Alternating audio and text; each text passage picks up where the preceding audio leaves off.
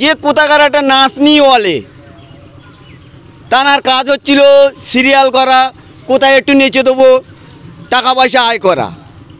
এ উন্নয়নের পক্ষে, রাজনীতির পক্ষে, গরিব মানুষের পক্ষেও কী বোঝে?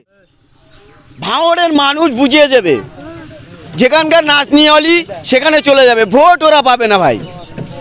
এখানে যাই হবে ভাইজানের উদ্দিকে হবে, পীরজাদা নওশাদ সিদ্দিকীর এতে হবে।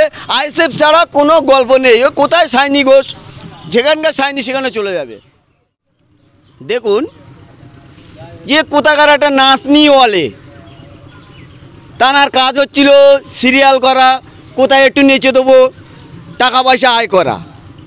এ উন্নয়নের পক্ষে, রাজনীতির পক্ষে, গরিব মানুষের পক্ষেও কী বোঝে? আপনারা দেখছেন যেখান যা যাচ্ছে ওই উন্নয়নের পক্ষে সাইনি ঘোষে বলছে না, শুধু ভোট দাও, ভোট দাও, আমাকে জেতাও। আরে তুই কোথায় জিতবি?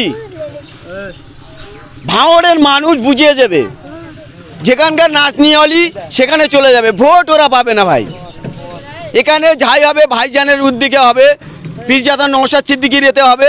আইএসএফ ছাড়া কোনো গল্প নেই। ও কোথায় সাইনি ঘোষ, যেখানকার সাইনি সেখানে চলে যাবে, ওদিক থেকে নিশ্চিন্তা। মানুষের মধ্যে ভোট, মানুষের মনে গাঁথা হয়ে গেছে যে কিসে ভোট দিলে সন্ত্রাস মুক্ত হবে, কিসে ভোট দিলে উন্নয়ন হবে, কিসে ভোট দিলে পিছিয়ে পড়া মানুষ জিনিসপত্র পাবে, কিসে ভোট দিলে ভারতবর্ষ উন্নয়ন হবে জানে। কোথায় সাইনি ঘোষ, কোথায় নাচনি আলী, এসে ওই নেচে দিয়ে চলে যাবে। এখানে ভোটের কথা কিছু বলছে না, শুধু বলছে ভোট দাও, ভোট দাও, আমাকে ভোট দাও। আরে কাকে ভোট দেবে? গ্রামের মানুষ জানে, এলাকার মানুষ জানে কাকে ভোট দিলে উন্নয়ন হবে।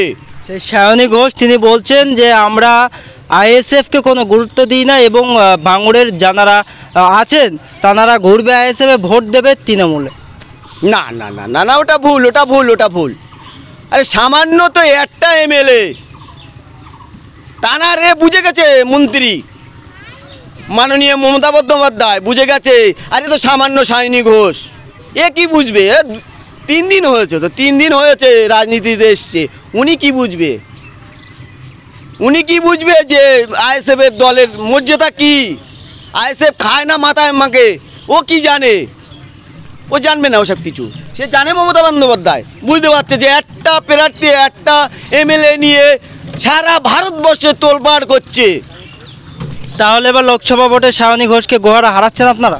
ইয়েস ইয়েস ইয়েস, মানুষ বুঝিয়ে দেবে, আমি কেন, গ্রামের মানুষ বুঝিয়ে দেবে যে সায়নী ঘোষকে রাখলে উন্নয়ন হবে কি না আসবে।